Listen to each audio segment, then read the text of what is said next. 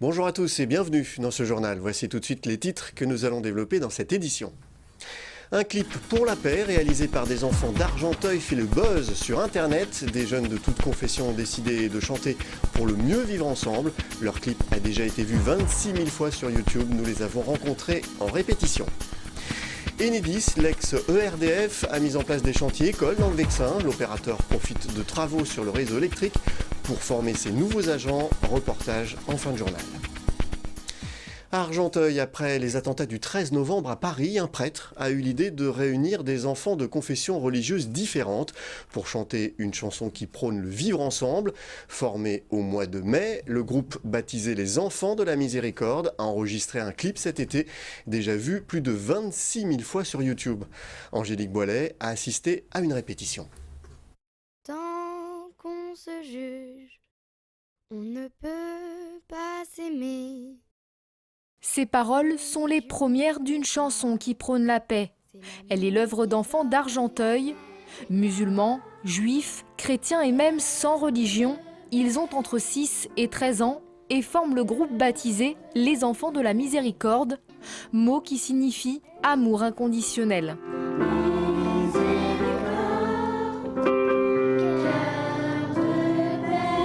C'est le frère Benjamin, prêtre et éducateur argenteuilais, qui a eu l'idée de les réunir au lendemain des attentats du 13 novembre qui ont frappé Paris et Saint-Denis. Pour moi, c'est une forme de riposte, en fait. Ces enfants, c'est des terroristes, quoi. C'est-à-dire ils prônent aussi une radicalité, hein, parce que l'amour inconditionnel, c'est-à-dire apprendre à accueillir l'autre tel qu'il est. Dieu sait que c'est pas facile, hein. Il suffit de regarder chez soi, au travail, même à l'école, etc. Et donc ça, c'est radical. Et moi, je préfère proposer cette radicalité-là que le radicalisme qu'on connaît et qui conduisent à ce qu'on connaît. Au-delà de leurs croyances, le frère Benjamin a voulu aussi rassembler des enfants d'origine sociale différentes, issus des quartiers populaires ou résidentiels. Emballés par le projet, les graines de chanteurs ont largement participé à l'écriture de la chanson. Rapidement, ils enregistrent le texte dans un studio professionnel et tournent un clip l'été dernier.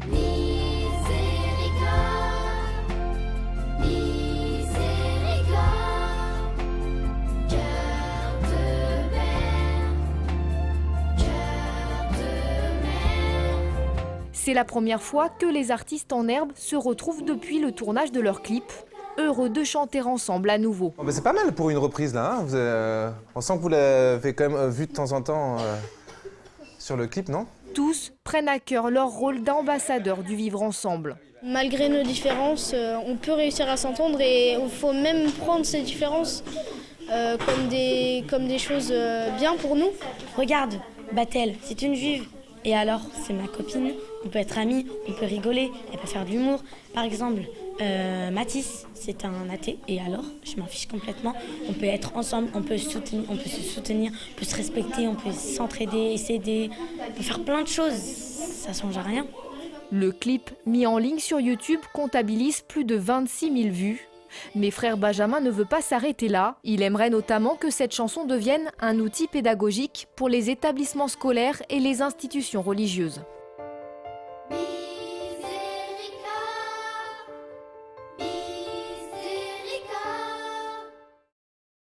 En bref, maintenant, la ville de Cergy propose aux jeunes de 18 à 25 ans une aide de 350 € pour passer le code de la route. En échange, ils s'engagent à effectuer 8 heures de bénévolat dans les services de la ville ou dans une association locale. C'est un coup de pouce non négligeable pour passer son permis de conduire. Les conditions pour en bénéficier sont simples, mais les dossiers doivent être déposés avant le 15 novembre 2016. Plus d'infos sur notre site vonews.fr. Un chantier école pour transmettre le savoir des plus anciens aux plus jeunes. C'est ce qu'a mis en place cette semaine dans le Vexin Enedis, chargé de l'entretien du réseau électrique, un moyen d'effectuer des travaux de maintenance tout en formant les nouveaux agents. Florian Philippe s'est rendu sur place. Perché à plusieurs mètres de hauteur, ce technicien d'Enedis, anciennement ERDF, donne un coup de jeune à cette ligne haute tension. Si les gestes sont parfois hésitants, un de ses collègues au sol le conseille. Voilà. Ce que tu vas faire, Olivier, tu vas le prendre de l'autre côté.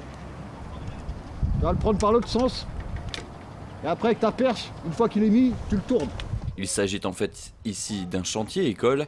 Les agents expérimentés transmettent leur savoir-faire aux plus jeunes. Ces chantiers de maintenance constituent des chantiers écoles, parce qu'aujourd'hui Enedis, il y a eu un gros départ à la retraite, et donc beaucoup de renouvellement d'effectifs, c'est-à-dire un effectif jeune, et donc il faut les faire monter en compétences. Et donc ces chantiers de maintenance constituent des chantiers écoles qui nous permettent donc de mobiliser beaucoup de ressources et de faire travailler donc des référents, des personnes qui ont beaucoup d'expérience et des jeunes. Et donc le transfert de compétences se fait naturellement à travers ces chantiers. Cette semaine, 7 agents répartis en 2 équipes vont s'occuper de ces ouvrages dans le Vexin, au Perchet, à Us et Téméricourt. L'occasion d'apprendre tout en prolongeant la durée de vie du réseau. Dans l'Île-de-France-Ouest, nous avons 1000 km de réseau aérien HTA. Donc c'est un réseau qui est pérenne, c'est-à-dire qui ne sera pas enfoui dans les 5-10 prochaines années. Donc c'est un réseau qui va rester et donc comme tout objet, ça vieillit. Par contre, ce qu'il faut savoir, c'est que le réseau aérien est vieillissant, mais par contre, la fiabilité, nous avons une bonne qualité de fourniture. Donc par contre, cette qualité de fourniture, il faut la maintenir. Donc comment on la maintient? C'est en faisant de la maintenance, en faisant des actions préventives. Une formation de 3 jours qui permet de faire le lien entre la formation pratique et la réalité du terrain.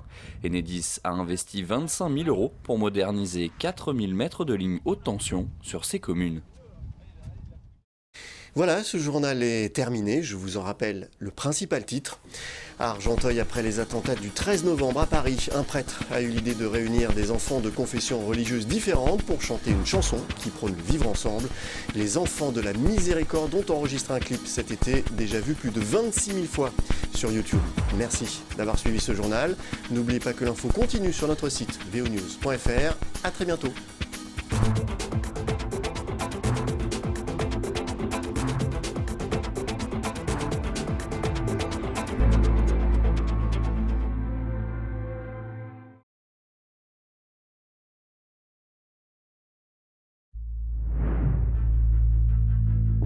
Ils sont 200 000 en France. Des gens ordinaires. Qui ensemble réalisent des choses extraordinaires.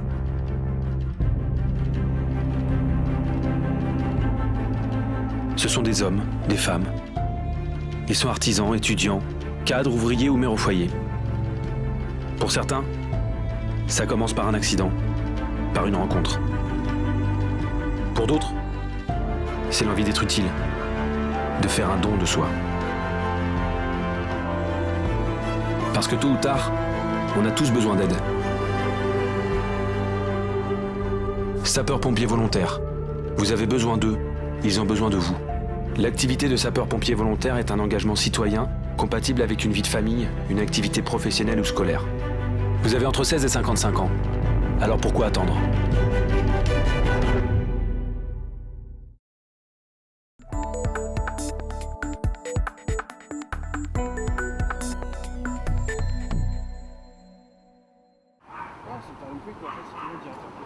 Voici Rocky, le dernier chien arrivé à la brigade canine du Val d'Oise. Après plusieurs mois de formation, ce Malinois de 3 ans est spécialisé dans la recherche de stupéfiants et de billets. La mission du jour pour Rocky, la fouille des parties communes d'un immeuble de Saint-Gratien. Tout est passé au peigne fin. Yannick, son maître et policier, comptent sur le flair ultra développé de Rocky.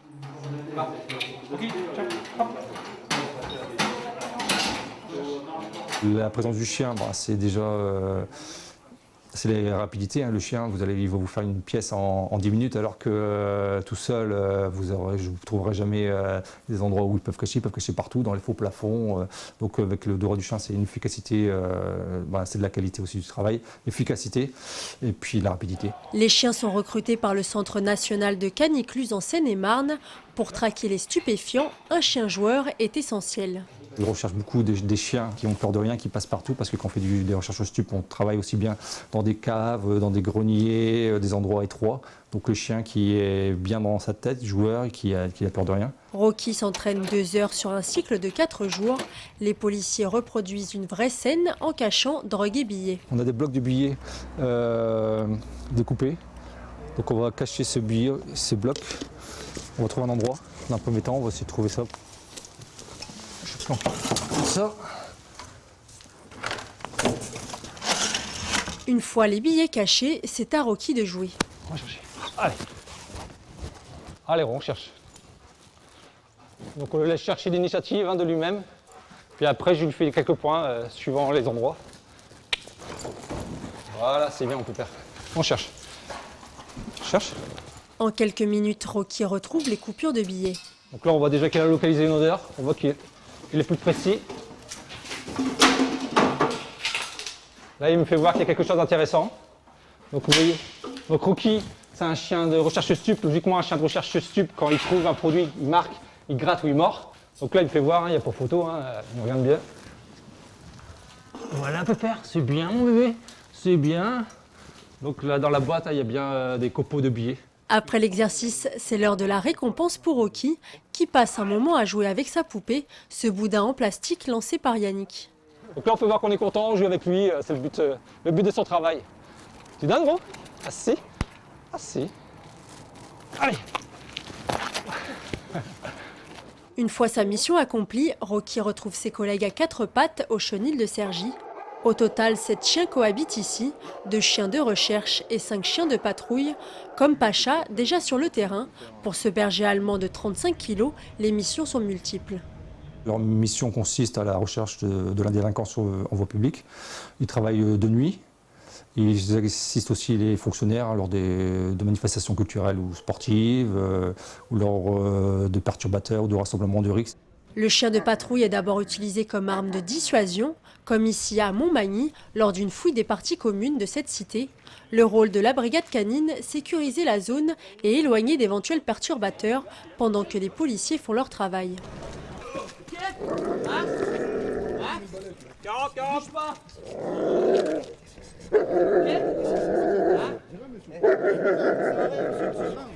Pacha n'attaque qu'en cas de légitime défense. Sa première caractéristique, ne pas craindre la foule. Je cherche beaucoup des chiens de gabarit assez importants, des chiens qui ont du caractère, parce que arriver devant une foule de 50 individus hostiles, intervenir, c'est pas dû à tous les chiens. Donc des chiens à gros caractère, puis bon, des chiens qui savent mordre aussi et puis qui savent taper avec la muselière. Pour être efficace sur le terrain, Pacha doit toujours se maintenir en forme. 2 exercices sont au programme, le mordant et la frappe muselée. Pour le mordant, le chien est excité. Objectif, tester sa réactivité.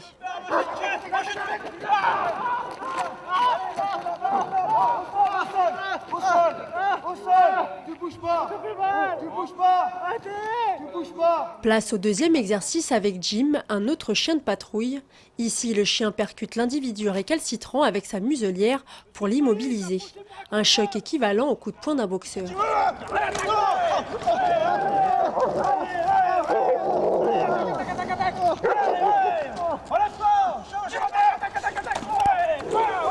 Grâce à Rocky, Pacha et les autres, 30 kg de cannabis ont été saisis et 80 interpellations ont été effectuées en 2013 dans le département du Val d'Oise.